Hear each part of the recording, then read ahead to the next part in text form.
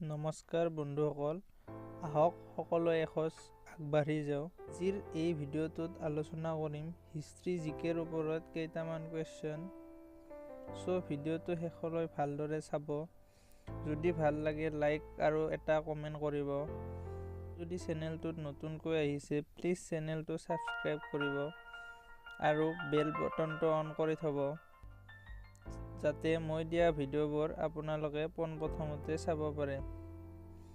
আহক বন্ধু-বান্ধৱীসকল, আজিৰ প্ৰথম প্ৰশ্নটো দিয়া আছে, মগধ সাম্ৰাজ্যৰ প্ৰতিষ্ঠাতা কোন আছিল? Option A Chandragupta, option B ৰজা Bimbisara, option C Ashoka, option D Aurangzeb. ইয়াৰ এনচাৰ হ'ব ৰজা বিম্বিসাৰ। অপশ্যন বি ৰজা বিম্বিসাৰ মগধ সাম্ৰাজ্যৰ প্ৰতিষ্ঠাতা আছিল। কুৱেশ্যন নম্বৰ 2 বন্ধু-বান্ধৱীসকল, মৌৰ্য সাম্ৰাজ্যৰ প্ৰতিষ্ঠাতা কোন আছিল? অপশ্যন এ আছে Chandragupta Maurya, B Upagupta, C Bindusara, D Susima. ইয়াৰ এনচাৰ হ'ল বন্ধু-বান্ধৱীসকল চন্দ্ৰগুপ্ত মৌৰ্য। কুৱেশ্যন নম্বৰ 3,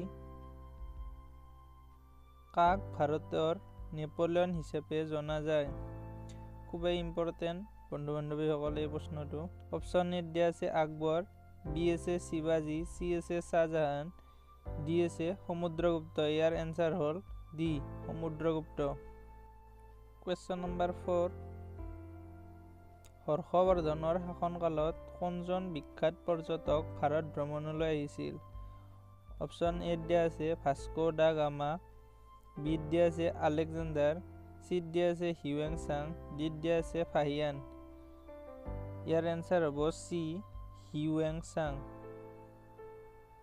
হিউৱেন-চাঙে হৰ্ষবৰ্ধনৰ শাসনকালত ভাৰত ভ্ৰমণলৈ আহিছিল। কুৱেশ্যন নম্বৰ 5,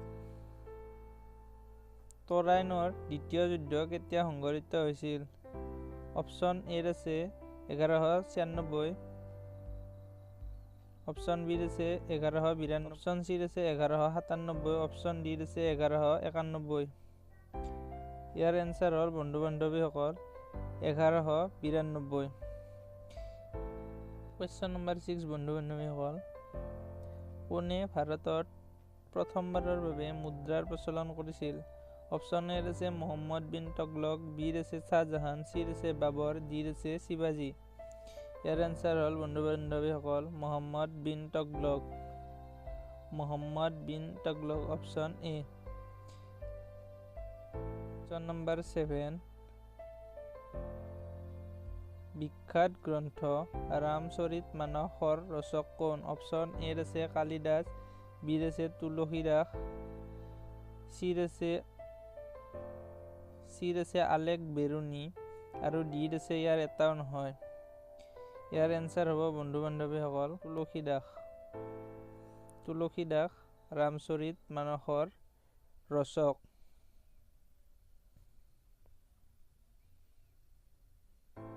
কুৱেশ্যন নম্বৰ 8 বন্ধু-বান্ধৱীসকল, পবিত্ৰ চহৰ অমৃতসৰৰ প্ৰতিষ্ঠাতা কোন আছিল?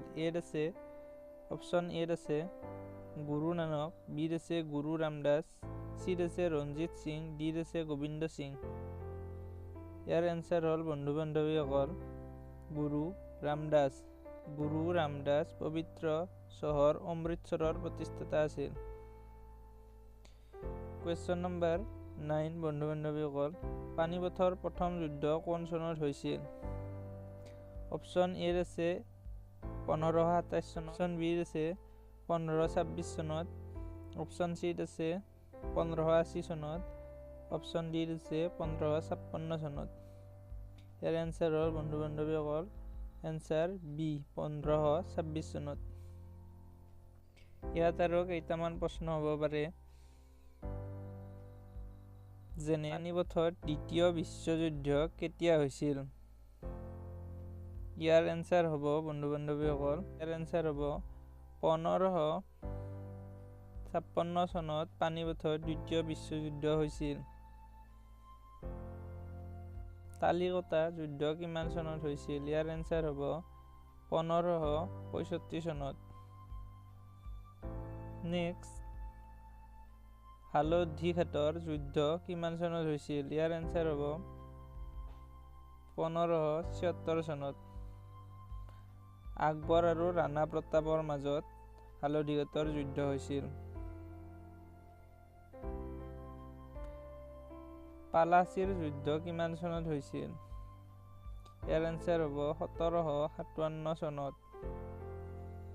ব্ৰিটিছ আৰু চিৰাজউদ্দৌলাৰ মাজত পালাচীৰ যুদ্ধ হৈছিল।